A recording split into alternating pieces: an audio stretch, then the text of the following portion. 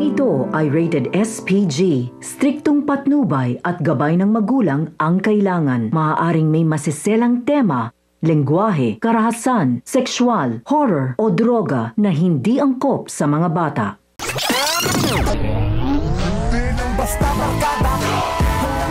Ngayong wala na ang mga kabalyero ay mababawasan na ang kalaban nila Tanggol tungkol sa pinag-aagawang Star of Venus. Tuluyan na nga kaya nila itong maibibenta at simula na ng tunay nilang pagyaman kung saan mahihigitan niya pa ang mga kabalyero.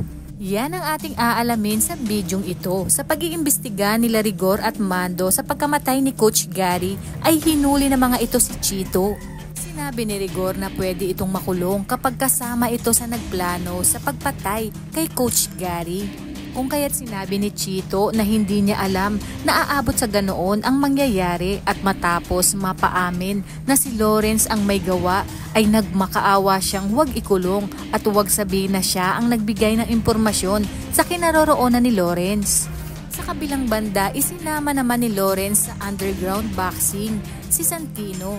Ayon kay Lawrence na doon ay walang batas at kamaulang ang gagamitin nito.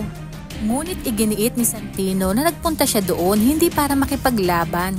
Ngunit ayon kay Lawrence na kung gusto nito ng hustisya ay kailangan labanan nito si Tisoy dahil malakas umano ang kanyang kutob na may kinalaman si Tisoy sa pagkamatay ni Coach Gary. At sa patuloy na pag-iimbestiga ni Mando ay nagmatch ang fingerprint ni Lawrence sa mga ebidensyang hawak nila. Kaya naman sinabi na ni Rigor na kinakailangan na nilang puntahan si Lawrence upang dakpin.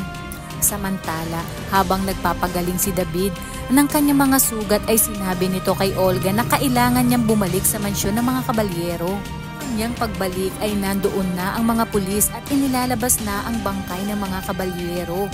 At para hindi pagdudahan ay makikisimpatya siya sa pagkamatay ni Catherine at ginamit niya na naman ang kanyang pagiging best actor sa pagkakataong ito at matapos ito ay tuwang-tuwa siya dahil alam niyang mapapasa kanya ang lahat ng kayamanan ng mga kabalyero.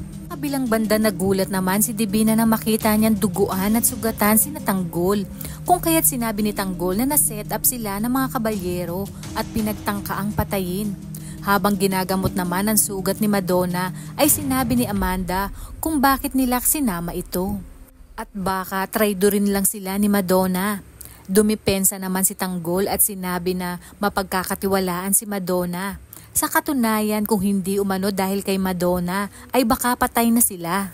Ngayong wala na ang mga kabalyero ay may mga bagong karakter na dapat abangan patungkol sa pinag-aagawan na Star of Venus.